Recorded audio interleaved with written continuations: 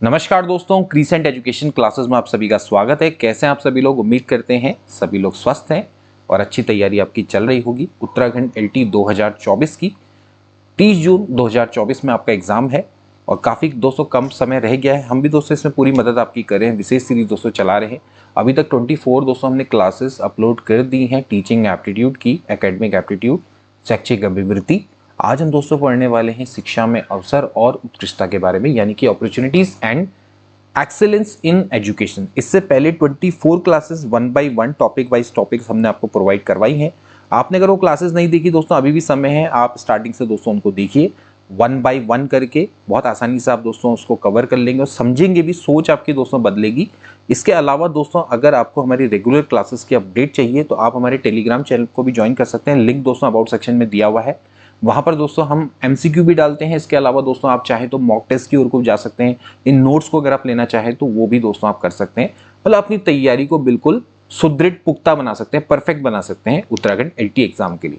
तो चलिए दोस्तों आज की क्लास को स्टार्ट करेंगे विदाउट एनी फर्दर डिले। आज हम जानेंगे शिक्षा में अवसर और उत्कृष्टता क्या है। चलिए क्लास को स्टार्ट करेंगे। सबसे पहले जानेंगे शिक्षा में अवसर यानी कि अपॉर्चुनिटीज इन एजुकेशन। सबसे पहले इसकी डेफिनेशन जानेंगे। डेफिनेशन दोस्तों बहुत आसान सी है, आप यहाँ पर देख सकते हैं। शिक्षा में अवसर का तात्पर्य व्यक्तियों के लिए शैक्षिक संसाधनों और अनुभवों की पहुंच और उपलब्धता से है। यानी कि education opportunity refers to access and availability of education resources and experience to individual. यानी कि सिंपल सी बात है कि आपके पास शैक्षिक संसाधन और अनुभव पहुंचने चाहिए, उनकी उपलब्धता आपके लिए होनी चाहिए, वही शैक्षिक अवसर है। इसके अलावा इसमें सामाजिक या आर्थिक पृष्ठभूमि की परवाह किए बिना सभी के लिए शिक्षा की तक की समान पहुंच और विचार शामिल है। यानी कि इसमें आपकी सामाजिक और आर्थिक पृष्ठभूमि को नहीं देखा जाता है। चाहे आप गरीब हैं, चाहे अमीर है, चाहे आपका कोई भी वर्ग है या कोई भी जाति है, उससे किससे बिलोंग करते हैं, तो आपके लिए शिक्षा की समान पहुंच होनी चाहिए, इसका विचार इसमें शामिल है। शैक्षिक अवसर की अवधारणा शिक्षा में समानता और उत्कृष्टता प्राप्त करने के लक्ष्य से निकटता से जुड़ी हुई है। तो शैक्षिक अवसर की जो अवधारणा है वो बेसिकली दोस्तों किससे रिलेटेड है दोस्तों? इट इज क्लोज टू जो आपकी शिक्षा में समानता होती है, यानी कि बेसिकली आपका इक्वालिटी अचीविंग इन एजुकेशन और इसके अलावा एक्सेलेंस इन एजुकेशन से दोस्तों ये निकटता से जुड़ी हुई है। अब दोस्तों हम बात करेंगे कि भाई शैक्षिक अवसरों की समानता का अर्थ क्या है और इसकी परिभाषा के बारे में दोस्तों हम बात करेंगे। Meaning and definition of equality in educational opportunity. तो सबसे पहले दोस्तों शैक्षिक अवसरों की समानता का सामान्य सा अर्थ की हम बात करेंगे। इसका सामान्य सा अर्थ अगर हम निकालें तो देश के सभी बच्चों को बिना किसी भेदभाव के शिक्षा प्राप्त करने के समान अवसर और समान सुविधाएं प्रदान करना। यानी कि generally it means that providing equal opportunities and equal facility to all the children of the country to get education without any discrimination। बिना किसी भेदभाव के शिक्षा प्राप्त करने के समान अवसर और समान सुविधाएं प्रदान करना है, यही दोस्तों आपकी क्या है, शैक्षिक अवसरों की समानता है। अब देखिए इसमें दोस्तों कई सारे विद्वान हैं, उनके जो अपने मत है, यानी कि समान अवसर और समान सुविधाओं के संबंध में अलग अलग विद्वानों के अलग अलग मत है, उनके बारे में दोस्तों जानेंगे। सबसे पहले देखिए कुछ विद्वान शिक्षा प्राप्त करने के समान अवसर का अर्थ और समान सुविधाओं का अर्थ देश के सभी बच्चों के लिए एक समान शिक्षा यानी कि अर्थात समान पाठ्यक्रम से लेते हैं। मतलब बेसिकली वो मानते हैं कि अगर समान अवसर और समान सुविधाएं देनी है तो एक समान पाठ्यक्रम होना चाहिए पूरे देश में। अब देखिए जैसे हमारा देश है उसमें इतनी विविधताएं हैं, इतनी भाषाएं दोस्तों बोली जाती है, तो एक समान पाठ्यक्रम और एक समान शिक्षा देना दोस्तों पॉसिबल नहीं है। अलग अलग जगह है, अलग अलग जगह की दोस्तों अपनी अपनी भाषाएं हैं, अपनी अपनी बोलियां हैं, अपनी अपनी विविधताएं हैं, अपनी अपनी संस्कृति है दोस्तों। तो यहाँ पर दोस्तों इसको इस तरह से लेना दोस्तों गलत है। तो ये हम मान्यताएं दोस्तों बता रहे हैं कि किस तरह से वो लेते हैं। इसके अलावा कुछ विद्वान इसका अर्थ शिक्षा संस्थाओं के समान रूप से लेते हैं। वे सरकारी और गैर सरकारी यानी कि पब्लिक स्कूलों के भारी अंतर को समाप्त करने के पक्ष में। अब देखिए कुछ इसको जो स्कॉलर्स है वो ये मानते हैं कि एजुकेशनल इंस्टीट्यूट भी आपके बिल्कुल इक्वल होने चाहिए, यानी कि सरकारी, गैर सरकारी और पब्लिक स्कूलों में जो भारी अंतर है इसको दोस्तों कम कर देना चाहिए। मतलब बेसिकली इनका ये मानना है कि जो आपके अमीर लोग हैं या धनी वर्ग के लोग हैं, वे लोग क्या करते हैं कि अच्छे स्कूलों में जाके अच्छी शिक्षा प्राप्त कर लेते हैं, जबकि जो गरीब लोग होते हैं वे अच्छे स्कूलों में नहीं जा पाते, उनको अच्छी शिक्षा नहीं मिल पाती, ये इनका अर्थ है। तो बेसिकली इनका ये मानना है कि जो पब्लिक स्कूल है या गैर सरकारी स्कूल है या फिर सरकारी स्कूल है, इनके बीच के जो डिफरेंस है उसको खत्म कर देना चाहिए। तो देखिए मेनली ये भी दोस्तों एक गलत विचार है। गलत विचार इस तरह से है कि दोस्तों अगर आपने शैक्षिक अवसरों की समानता करनी है तो आप जो निर्धन या फिर जो ऐसे लोग हैं जो कि शिक्षा प्राप्त नहीं कर सकते, उनके लिए आप अच्छे स्कूल बनाइए, ना कि जो आप जो पब्लिक स्कूल है जो बेटर कर रहे हैं आप उनको डाउन कर दें, ठीक है ना। बेसिकली उनको डाउन नहीं करना है, आपने क्या करना है, उनको उठाना है। जो नीचे जो सरकारी स्कूल या फिर गैर सरकारी स्कूलों का जो स्तर है जो गिरा हुआ है उसको उठाने की ओर को काम करना चाहिए, ठीक है ना। इसके अलावा कुछ विद्वान शैक्षिक अवसरों की समानता से अर्थ किसी भी शिक्षा के किसी भी स्तर पर सभी बच्चों के प्रवेश की सुविधा प्रदान करने से लेते हैं। बेसिकली ये मानते हैं कि शिक्षा बच्चे का मौलिक अधिकार है और शिक्षा के किसी भी स्तर पर बच्चे को प्रवेश की सुविधा प्रदान की जानी चाहिए। अब देखिए ये जो कॉन्सेप्ट है ये भी कहीं तक गलत है, क्योंकि देखिए कहीं ना कहीं शिक्षा अगर अधिकार है तो फिर वो कर्तव्य भी है। और वहां पर दोस्तों जो हम कहते हैं कि जो बुद्धिमत्ता है, ठीक है, जब शैक्षिक अवसर की बात आती है तो वहां पर दोस्तों क्षमता और योग्यता भी होनी चाहिए। तो अगर आपने शिक्षा के समान, जैसे हम कहते हैं कि भाई 6 से 14 तक तो बच्चों के लिए निःशुल्क शिक्षा की अनिवार्यता तो है ही, वहां पर तो दोस्तों आपने प्रोवाइड करवानी है। लेकिन उससे आगे की अगर हम बात करें तो वहां पर क्षमता, योग्यता, बुद्धिमत्ता, इंटेलिजेंस ये भी दोस्तों कहीं ना कहीं मैटर करती है। क्योंकि कोई व्यक्ति है, इंडिविजुअल है, तो उसकी इंडिविजुअलिटी का भी सम्मान होना चाहिए, ठीक है ना। तो उस हिसाब से दोस्तों यहाँ पर देखा जाए तो ये भी आपका एक गलत कॉन्सेप्ट है। अलग अलग विद्वानों के अलग अलग मतों को दोस्तों हम बता रहे हैं, ठीक है ना। तो वास्तव में दोस्तों शैक्षिक अवसरों की समानता का क्या अर्थ है? वास्तव में इसका जो अर्थ है वो ये है कि ये लोकतंत्र का विचार है दोस्तों, और लोकतंत्र स्वतंत्रता, समानता और भ्रातृत्व के सिद्धांतों पर आधारित है। और यह सामाजिक न्याय का पक्षधर है। यह व्यक्ति के व्यक्तित्व का आदर करता है और प्रत्येक व्यक्ति को अपने विकास के स्वतंत्र अवसर प्रदान करता है। तो idea of equality of educational opportunity is the gift of democracy. Democracy is based on principle of liberty, equality and fraternity, and it is in favor of social justice. It's respect the individuality of individual and provide free opportunity to every individual for her or his development. इसके अलावा देखिए संविधान के अनुच्छेद 45 में भी दोस्तों एक घोषणा की गई थी। देखिए शैक्षिक अवसरों से समानता से संबंधित है दोस्तों कि राज्य इस संविधान के लागू होने के समय से 10 वर्ष के अंदर 14 वर्ष तक के आयु के सभी बच्चों के लिए अनिवार्य व निःशुल्क शिक्षा की व्यवस्था करेगा, ठीक है। हमारे मौलिक कर्तव्य में दोस्तों आपका आया है। और इसके अलावा इसके अनुच्छेद 29 की घोषणा के अनुसार, मतलब राज्य की नीति निर्देशक तत्व अनुच्छेद 45, मौलिक कर्तव्य नहीं, नीति निर्देशक तत्व, तो इसमें एक अनुच्छेद 29 की घोषणा के अनुसार राज्य द्वारा पोषित अथवा आर्थिक सहायता प्राप्त किसी भी शिक्षा संस्थान में किसी बच्चे को धर्म, मूल, वंश अथवा जाति के आधार पर प्रवेश से वंचित नहीं किया जाएगा। तो आर्टिकल नंबर 45 है दोस्तों। यहाँ पर बेसिकली जब ये संविधान हमारा लागू हुआ तो आर्टिकल 45 में दोस्तों ये लिखा गया था कि जो राज्य है वो आपके संविधान के लागू होने के 10 वर्ष के अंदर 14 वर्ष तक के बच्चों के लिए अनिवार्य निःशुल्क शिक्षा की व्यवस्था करेगा, जो कि दोस्तों आपके शैक्षिक अवसरों में समानता को इंगित करता है, ठीक है। और इसके अलावा जो अनुच्छेद 29 है इसमें भी दोस्तों ये देखा गया था कि जो राज्य द्वारा पोषित, यानी कि राज्य के द्वारा दोस्तों जिनको अनुदान दिया जा रहा है या आर्थिक सहायता प्रदान की जा रही है, जो कि राज्य के अंदर गवर्नड है, ऐसे किसी भी शिक्षण संस्थान में किसी भी बच्चे को अगर धर्म, मूल, वंश, जाति के आधार पर प्रवेश से वंचित नहीं किया जाएगा। तो अगेन दोस्तों ये आपका क्या है, ये आपके शैक्षिक अवसरों की समानता से संबंधित कॉन्सेप्ट है, ओके। अब देखिए इस समस्या पर जो विचार है, कुछ हिस्टोरिकल फैक्ट भी जानेंगे। इस समस्या पर विचार सर्वप्रथम कोठारी आयोग ने दोस्तों किया था 1964 से 66 में, और उसने सुझाव दिया था कि जो शैक्षिक अवसरों की समान सुविधा प्रदान करने के लिए सर्वप्रथम 6 से 14 आयु वर्ष के बच्चों की कक्षा 1 से 8 तक की शिक्षा अनिवार्य व निःशुल्क की जाए। तो सबसे पहले दोस्तों कोठारी आयोग ही थे जिनके द्वारा शैक्षिक अवसरों की समान सुविधा प्रदान करने हेतु विचार दिया गया, और इनके द्वारा दोस्तों ये बोला गया कि भाई 6 से 14 वर्ष तक की आयु के बच्चों के लिए कक्षा 1 से लेकर 8 तक शिक्षा की अनिवार्य व निःशुल्क व्यवस्था की जाए, और किसी भी वर्ग के बच्चों को इस शिक्षा प्राप्त करने में आने वाली कठिनाइयों को दूर किया जाए। तो अब दोस्तों बेसिकली शैक्षिक अवसर की समानता का अर्थ और परिभाषा दोस्तों क्या होनी चाहिए। अभी तक दोस्तों हमने जितनी भी चीजें पढ़ी उसके आधार पर दोस्तों हम यहाँ पर शैक्षिक अवसर की समानता के अर्थ को समझेंगे कि शैक्षिक अवसरों की समानता का अर्थ ये है कि राज्य द्वारा देश के सभी बच्चों के लिए स्थान, जाति, धर्म अथवा लिंग आदि किसी भी आधार पर भेद किए बिना एक निश्चित स्तर तक की शिक्षा अनिवार्य व निःशुल्क रूप से सुलभ कराना और उनकी इस शिक्षा प्राप्त करने में आने वाली कठिनाइयों का निवारण करना। साथ ही देश के सभी बच्चों और युवकों को इससे आगे की शिक्षा उनकी रुचि, रुझान, योग्यता, क्षमता और आवश्यकता अनुसार सुलभ कराना, उनकी इस शिक्षा प्राप्त करने में आने वाली कठिनाइयों का निवारण करना।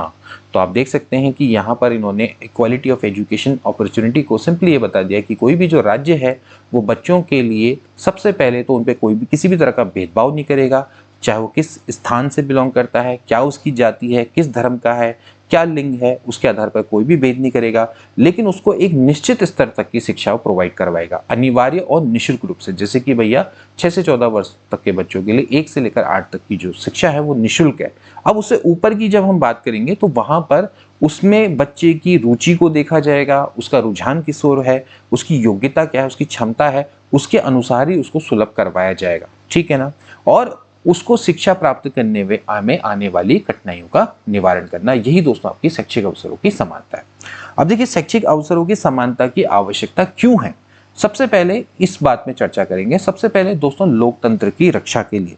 देखिए अगर हमें अपने डेमोक्रेसी को प्रोटेक्ट करना है तो उसके लिए दोस्तों हमें शैक्षिक अवसरों की समानता चाहिए होगी, ठीक है ना, क्योंकि लोकतंत्र की सफलता उसके नागरिकों पर ही दोस्तों निर्भर करती है और उसके नागरिकों की योग्यता और क्षमता पर ही निर्भर करती है, ठीक है ना। तो अगर नागरिक योग्य हैं और मतलब क्षमतावान है तो वो कैसे बनेंगे दोस्तों, जब वो शिक्षा उनको मिलेगी, ठीक है। इसलिए हमें देश के प्रत्येक नागरिक को शिक्षित करना आवश्यक है। तो लोकतंत्र की रक्षा के लिए इट इज इंपॉर्टेंट। इसके अलावा व्यक्तियों के व्यक्तिगत विकास के लिए, पर्सनल डेवलपमेंट के लिए, इंडिविजुअल का पर्सनल डेवलपमेंट हो, इसके लिए भी दोस्तों आपके शैक्षिक अवसरों की समानता बहुत आवश्यक है, ठीक है ना। इसके बाद वर्ग भेद की समाप्ति के लिए, टू एंड क्लास डिस्क्रिमिनेशन। आपने देखा होगा कि ज्यादातर जो वर्ग भेद करते हैं जो कि कम पढ़े लिखे होते हैं, इलिटरेट होते हैं, जो पढ़े लिखे लोग होते हैं ज्यादातर दोस्तों वर्ग भेद को नहीं मानते हैं। तो फिर अगर आपको वर्ग भेद को समाप्त करना है तो उसके लिए भी दोस्तों आपको शिक्षा की आवश्यकता रहेगी, शैक्षिक अवसरों की समानता रहेगी, ठीक है ना। क्योंकि देखिए वर्ग भेद की समाप्ति को अगर आप देखा भी जाए तो आप हिस्टोरिकल फैक्ट में इस तरह से समझ सकते हैं कि जब दोस्तों 1947 में देश आजाद हुआ था तो उस समय पर दोस्तों क्या हुआ था कि जो शिक्षा थी वो उच्च वर्ग तक ही सीमित थी, यानी कि उच्च वर्ग के लोग ही दोस्तों क्या करते थे, शिक्षा लिया करते थे, ठीक है ना। तो उच्च वर्ग, तो फिर ये देखा गया कि जीवन के प्रत्येक एस्पेक्ट में जो उच्च वर्ग है उनका ही अधिकार दोस्तों हो गया था, ठीक है ना। और जो निम्न वर्ग के लोग हैं वो पिछड़ते चले गए, जिससे कि वर्ग भेद और बढ़ता चला गया, ठीक। तो अगर देखा जाए तो यहाँ पर जो शिक्षा है अगर उसमें अवसरों की समानता रहेगी तो वर्ग भेद की समाप्ति अपने आप ही हो जाएगी। इसके अलावा समाज के उन्नयन के लिए, समाज के अपलिफ्टमेंट के लिए दोस्तों हमेशा से शिक्षा के अवसरों की समानता होनी चाहिए। राष्ट्र के आर्थिक विकास के लिए भी शिक्षा के अवसरों की समानता होनी चाहिए, ठीक है ना। अब देखेंगे दोस्तों कि भारत में शैक्षिक अवसरों की असमानता कहाँ कहाँ पर व्याप्त है। वैसे शैक्षिक अवसरों की असमानता दोस्तों भारत में कई तरीके से है। सबसे पहले हम बात करेंगे प्रांत प्रांत की शिक्षा में असमानता, यानी कि inequality in education from province to province. भाई इसका अर्थ ये है कि देखिए हमारा जो भारत है वो कई सारे विभिन्न प्रांतों में बटा हुआ है और अगर अपने अपने क्षेत्र में शिक्षा की व्यवस्था की बात की जाए, क्योंकि शिक्षा दोस्तों क्या है, समवर्ती सूची में है। समवर्ती सूची में मतलब कि वहां पर राज्य और केंद्र दोनों के दोनों दोस्तों कानून बना सकते हैं और अपने प्रांत में यानी कि अपने क्षेत्र में शिक्षा की व्यवस्था करने की जो जिम्मेदारी है वो राज्य को होती है, ठीक है ना। तो फिर इस केस में दोस्तों क्या है कि जो भले ही राष्ट्र में एक राष्ट्रीय शिक्षा नीति है लेकिन जो प्रांत है उनकी जो शिक्षा है उसमें अलग अलग असमानताएं फैली हुई हैं, ठीक है ना, अपनी अपनी जगह के अकॉर्डिंग। तो कई जगह पे तो दोस्तों जो अभी जो स्ट्रक्चर है जैसे कि एनईपी 2020 है वही लागू नहीं हुई है। तो आप देख सकते हैं कि जैसे न्यू एजुकेशन पॉलिसी जब लागू हुई तो फिर क्या हुआ, उसमें कई जगहों पे किसी प्रांत ने अपनाई, फिर किसी प्रांत ने अपनाई, तो ऐसे करके तो ऐसे में दोस्तों क्या है, इनइक्वालिटी फैली हुई है। इसके अलावा प्रांत विशेष की शिक्षा में भी असमानता है, inequality in education of particular province, यानी कि अगर किसी प्रांत विशेष में अगर कोई शिक्षा हो रही है तो आप देखेंगे कि भैया वहां पर भी शिक्षा में असमानता पाई जाएगी। मतलब किसी प्रांत के अंदर भी दोस्तों आप देखेंगे कि जो ग्रामीण शिक्षा है उसका स्तर अलग है, नगरीय शिक्षा है दोस्तों उसका भी स्तर यहाँ पर अलग आपको देखने को मिलेगा। ठीक है, जैसे मान लेते हैं हम उत्तराखंड में, तो उत्तराखंड में दोस्तों कई जगहों पे जो शिक्षा का स्तर है वो अलग अलग आपको देखने को मिलेगा। ठीक है, इसके अलावा शिक्षण संस्थाओं का भी दोस्तों असमान वितरण है। यानी कि अगर आप देखेंगे तो कई जगह पे बच्चों के लिए स्कूल और कॉलेजेस की संख्या है ही नहीं, बिल्कुल, या तो स्कूल कॉलेज नहीं है या फिर क्या है आवश्यकता से अधिक है। तो अगर आप जैसे मान लेते हैं हल्द्वानी देहरादून जैसे क्षेत्र में, तो यहाँ पर स्कूल और कॉलेजेस आपको ज़्यादा मिलेंगे, लेकिन अगर आप किसी पहाड़ी उच्च क्षेत्र पे जाएंगे तो वहाँ पर आपको उतने स्कूल और कॉलेजेस की संख्या नहीं मिलेगी। तो इस तरह से शिक्षण संस्थाओं का भी क्या है असमान वितरण है। इसके अलावा लड़के लड़कियों की शिक्षाओं में संस्थाओं में भी असमानता है। तो आप जानते हैं दोस्तों कि शिक्षा संस्थाओं में यहाँ पर भी दोस्तों आपको क्या दिखाई देती है, असमानता दिखाई जाती है। वैसे प्राथमिक और उच्च स्तर में तो सह शिक्षा की व्यवस्था है हमारे देश में, प्राइमरी पर भी है और उच्च स्तर पे भी, लेकिन जो मिडिल का स्तर आता है माध्यमिक शिक्षा में, वहां पर आपने देखा होगा कि ज्यादातर लड़के लड़कियों की को एजुकेशन नहीं रहती, सह शिक्षा की वहां पर कम व्यवस्था रहती है। ठीक है, तो इस तरह से देखा जाए तो लड़के लड़कियों की शिक्षा संस्थाओं में भी आपको असमानता यहाँ पर दिखाई देती है। ठीक है ना। इसके बाद कई आपने देखा होगा कि स्कूल में लड़के ज़्यादा पढ़ते हैं, लड़कियां काफ़ी कम पढ़ती हैं, तो उनकी शिक्षा संस्थाओं में भी असमानता दोस्तों यहाँ पर दिखाई देती है। इसके अलावा विद्यालय की शिक्षा में असमानता, अब स्कूल टू स्कूल भी एजुकेशन में काफ़ी इनक्वालिटी दिखाई देती है। कुछ ऐसी शिक्षण संस्थाएं हैं जहाँ पर टॉप क्लास बिल्डिंग होगी, फर्नीचर होगा, लाइब्रेरी होगी, ठीक है, प्रयोगशाला होगी, कई शिक्षण सामग्रियां देखने को मिलेगी, लेकिन कुछ स्कूल्स में ऐसा कुछ भी नहीं होगा। ठीक है, टॉप क्लास वहाँ टीचर होंगे, कई जगह पे टीचर्स नहीं होंगे, तो ये सब असमानताएं दिखाई देती हैं। इसके अलावा लड़के लड़कियों की शिक्षा में भी असमानता है। असमानता से देखा जाए कि अगर आप देखें तो लड़कियों को अलग सब्जेक्ट बनाए गए हैं, कुछ लड़कियों के लिए अलग सब्जेक्ट बनाए गए हैं, तो यहाँ पर भी असमानता यहाँ पर दिखाई देती है। ठीक है, इसके अलावा जो उपेक्षित क्षेत्र और वर्ग के बच्चों के लिए शिक्षा की अपर्याप्त व्यवस्था है, विद्यालय के बच्चों के संग व्यवहार में ही दोस्तों आपकी असमानता यहाँ पर दिखाई देती है। ठीक है ना, जैसे कभी कभार क्या होता है कि कुछ हमारे देश में कुछ प्राइवेट स्कूल हैं जो कि जाति और धर्म के आधार पर खोले गए हैं। ठीक है, तो वहाँ पर स्कूलों की जो नियुक्ति भी है वो भी क्या है, जाति और धर्म के आधार पर की जाती है। ठीक है, और कई प्रांत ऐसे हैं कि जहाँ पर टीचर्स की जो ज्वाइनिंग है वो सरकार ने अपने हाथों में ले रखी है, तो वहाँ पर ये नेपोटिज्म दोस्तों आपका काफ़ी चलता है। तो यहाँ पर ऐसे जो शिक्षक जब चुने जाएंगे तो बच्चों के समान व्यवहार करेंगे, ऐसा होना पॉसिबल नहीं है। तो यहाँ पर भी आप देख सकते हैं कि बच्चों के संग व्यवहार में भी असमानता देखने को मिलती है, क्योंकि वहाँ पर अगर आपके डिफरेंट जाति के वर्ग के लोग पढ़ने को मिलेंगे तो फिर वो उनके संग असमान व्यवहार किया जाना पॉसिबल नहीं है। तो बच्चों के शैक्षिक पर्यावरण में भी दोस्तों आपको असमानता दिखाई देगी। ठीक है, क्योंकि बच्चों को पढ़ने के लिए दोस्तों एक शैक्षिक एनवायरनमेंट होना चाहिए, लेकिन देश में आप देख सकते हैं कि जो एजुकेशनल जो एनवायरनमेंट है वो डिफरेंट है। इसके अलावा समर्थ कीजिए, यानी कि द वैल्यू ऑफ कैपेबिलिटी, जो कैपेबल है यानी कि जो अमीर है वो अपने बच्चों को पढ़ा रहा है, वो अच्छे स्कूलों में उनको भेज रहा है, बच्चे को ट्यूशन भी लगा रहा है, कोचिंग भी लगा रहा है, सारी चीज़ें उसको मिल रही हैं, तो उसको शैक्षिक अवसरों की समानता यहाँ पर ज़्यादा देखने को मिल रही है। जो इनकैपेबल है तो उसके लिए कुछ भी नहीं है। इसके अलावा अब भारत में शैक्षिक अवसरों की समानता की प्राप्ति के उपाय के संबंध में दोस्तों हमारे कोठारी आयोग ने इनकी बाधाओं को देखते हुए इन्होंने शैक्षिक अवसरों की समानता में कुछ सुझाव दिए थे। तो इसको प्राप्ति के क्या क्या उपाय इनके द्वारा दिए गए उसके बारे में दोस्तों जान लेते हैं। सबसे पहले उन्होंने बोला कि भाई कक्षा 1 से लेकर 8 तक की शिक्षा अनिवार्य और निःशुल्क की जाए और इस लक्ष्य की प्राप्ति में को 2 पंचवर्षीय योजनाओं में पूरा किया जाए। ठीक है, इसके अलावा इन्होंने बोला कि भाई प्राथमिक स्तर में छात्रों को पाठ्यपुस्तकें, लेखन सामग्री और मध्याह्न भोजन निःशुल्क दिया जाए, यानी कि मध्याह्न भोजन की व्यवस्था की जाए। इसके अलावा जो पिछड़े अल्पसंख्यक वर्ग हैं, अनुसूचित जाति और अनुसूचित जनजातियों के बच्चों की शिक्षा की विशेष व्यवस्था की जाए। इसके अलावा जो कबीलों में रहने वाले बच्चे हैं उनके लिए आवासीय आश्रम स्कूल खोले जाए। इसके अलावा जो मंद बुद्धि के बालक हैं, विकलांग बालक हैं, उनके लिए अलग से स्कूल और उनमें विशेष प्रशिक्षण प्राप्त शिक्षकों की नियुक्ति की जाए, जिनको ट्रेनिंग हो, यानी कि ट्रेन टीचर यहाँ पर रखे जाएं। इसके अलावा माध्यमिक और उच्च शिक्षा के निर्धन छात्रों की शुल्क भी मुक्त किया जाए, मतलब कि जो उच्च शिक्षा के निर्धन छात्र हैं उनके लिए माध्यमिक और उच्च शिक्षा को भी फ्री किया जाए। ठीक है, इसके अलावा माध्यमिक और उच्च स्तर के विद्यालयों एवं महाविद्यालयों में बुक बैंक योजना को चलाया जाए। ठीक है, तो ये आपकी कुछ सुझाव थे जो कि कोठारी आयोग के द्वारा दिए गए। इसके अलावा ये भी है कि भाई माध्यमिक और उच्च शिक्षा के निर्धन और योग्य छात्रों को पुस्तकों क्रय करने के लिए आर्थिक सहायता प्रदान की जाए। इसके अलावा शिक्षा के प्रत्येक स्तर पर विभिन्न छात्रवृत्तियों की समुचित व्यवस्था और व्यावसायिक स्कूल कॉलेजों में सामान्य स्कूल कॉलेजों की अपेक्षा अधिक छात्रवृत्ति की व्यवस्था की जाए। मतलब कि आप ज्यादातर क्या दीजिए, छात्रों को स्कॉलरशिप दीजिए, ठीक है ना। जो बच्चे डिजर्व करते हैं उनको आप अच्छे से छात्रवृत्ति की व्यवस्था उनके लिए करिए, ठीक। इसके अलावा दोस्तों उच्च शिक्षा स्तर पर निर्धन और मेधावी छात्र विशेषकर विज्ञान और तकनीकी वर्ग के छात्रों को ऋण छात्रवृत्तियां दी जाए, यानी कि उनको एक तरह से आप लोन स्कॉलरशिप दोस्तों दे सकते हैं, जो कि आपके विज्ञान और तकनीकी क्षेत्र में अच्छा करते हैं। इसके अलावा दूर दराज में जो रहने वाले छात्र हैं उनको भी सवारी सुविधा और छात्रावास की सुविधा की जाए। तो आप देख सकते हैं दोस्तों कि शैक्षिक अवसर के समानता से संबंधित कोठारी आयोग के क्या क्या यहाँ पर सुझाव थे। यानी कि दोस्तों शिक्षा सभी को सर्वसुलभ हो सके, सभी को समान अवसर मिल सके। ओके, स्त्रियों को पुरुषों की भांति यानी सभी प्रकार की शिक्षा सुलभ कराई जाए और स्त्री पुरुषों की शिक्षा के प्रसार के भारी अंतर को भी दूर किया जाए।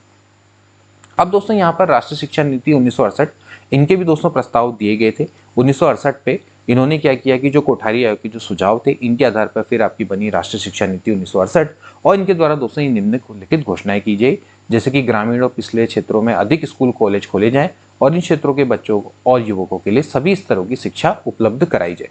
फिर देश में सामान्य विद्यालय प्रणाली लागू की जाए, अर्थात एक क्षेत्र में रहने वाले सभी वर्गों के बच्चों के एक प्रकार के स्कूल में पढ़ेंगे और एक साथ पढ़ेंगे। तो यहाँ पर आप देख सकते हैं कि जो 1968 में ये प्रावधान दोस्तों किए गए। इसके अलावा पिछड़े वर्ग, अल्पसंख्यक वर्ग, अनुसूचित जाति, अनुसूचित जनजाति, कबीलों के बच्चों की शिक्षा की विशेष व्यवस्था की जाए और इनको आवश्यक आर्थिक सहायता दी जाए। तो राष्ट्रीय शिक्षा नीति 1968 के दोस्तों प्रस्ताव है जो कि बिल्कुल किस पर आधारित थे, कोठारी आयोग पे दोस्तों आधारित थे।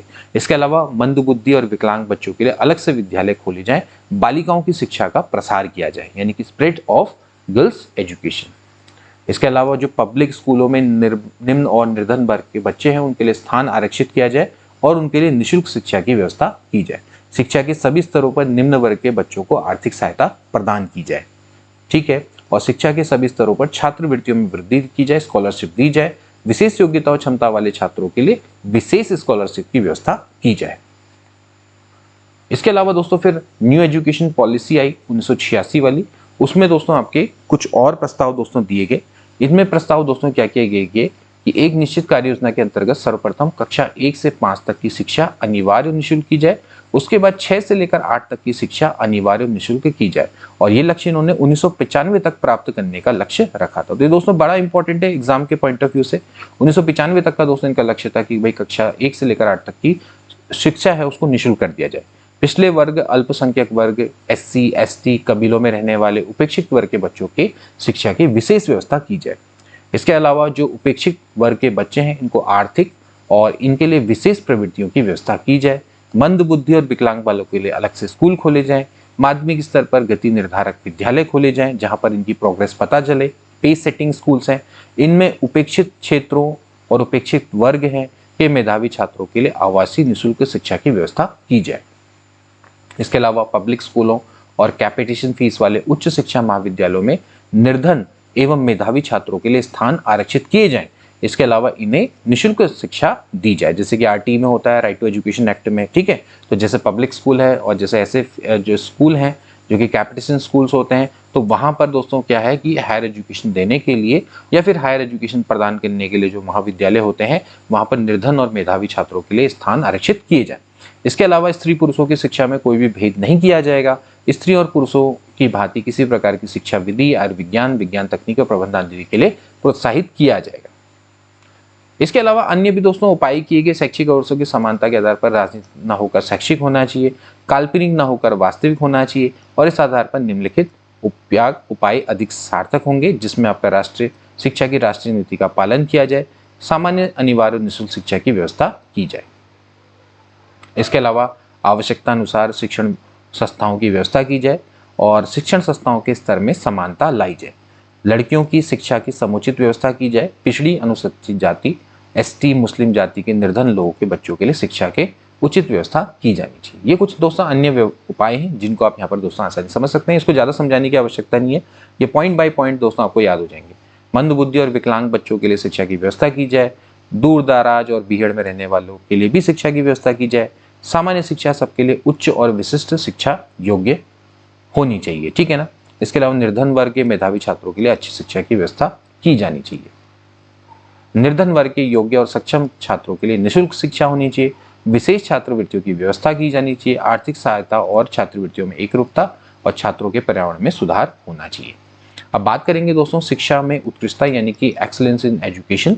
तो देखिए एक्सीलेंस इन एजुकेशन का अर्थ क्या है। शिक्षा में दोस्तों उत्कृष्टता प्रासंगिक है क्योंकि यह शैक्षिक प्रणालियों और अनुसंधान एजेंडा को आकार देती है।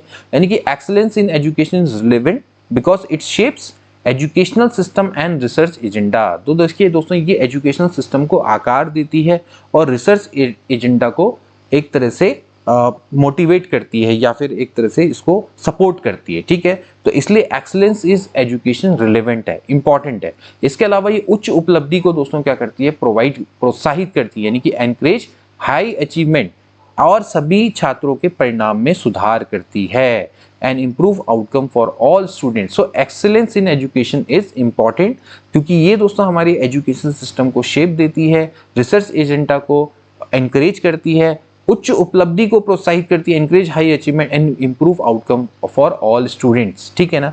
इसके अलावा शिक्षा में उत्कृष्टता विश्वविद्यालयों में तेजी से विकसित हो रही है क्योंकि देखिए excellence in education is very very important. जब भी हम विश्वविद्यालय में उत्कृष्टता को दोस्तों तरजीह देंगे तो इससे आपके जो आने वाले जो परिणाम है दोस्तों वो भी क्या होंगे, सुधार होगा, ठीक है। और इसके अलावा दोस्तों यहाँ पर अनुसंधान है उसको भी बल मिलेगा। तो शिक्षा में उत्कृष्टता विश्वविद्यालयों को तेजी से विकसित हो रही है, दुनिया के अवसरों का जवाब देने और अपने मूल मूल्यों को बनाए रखने के लिए अनुमति दोस्तों ये प्रदान करती है।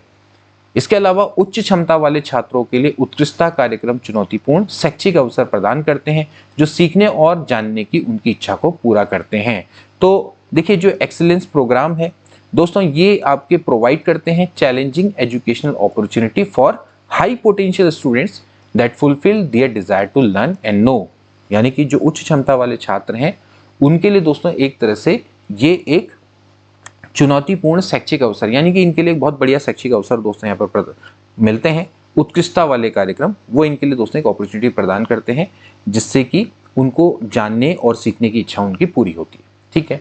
इसके अलावा गुणवत्तापूर्ण शिक्षा प्रदान करने के लिए 21वीं सदी के छात्रों को तैयार करने के लिए और विभिन्न छात्र आबादी की विविध आवश्यकताओं को पूरा करने के लिए शिक्षा में उत्कृष्टता हासिल करना भी अपने आप में इम्पॉर्टेंट है, ठीक है। तो अगर आपको क्वालिटी एजुकेशन को अटेंड करना है, प्रिपेयर करना है स्टूडेंट को फॉर 21st सेंचुरी और इसके अलावा to meet the diverse needs of different student population, तो यहाँ पर excellence in education is very very important. तो दोस्तों ये थे शिक्षा में अवसर और उत्कृष्टता से संबंधित हमारे नोट्स और ये थी हमारी क्लास। आई होप कि दोस्तों ये आपको अच्छी लगी होगी। बीच में दोस्तों जो लास्ट की जो पॉइंट थे क्योंकि काफ़ी सारे पॉइंट्स थे तो थोड़ा सा उनको ज़्यादा डिस्कस ना करके अदरवाइज फिर क्लास काफ़ी लंबी हो जाती है, तो शॉर्ट में दोस्तों हमने इसको समझाने की कोशिश किया। आई होप कि दोस्तों हमारा प्रयास आपको अच्छा लगा होगा।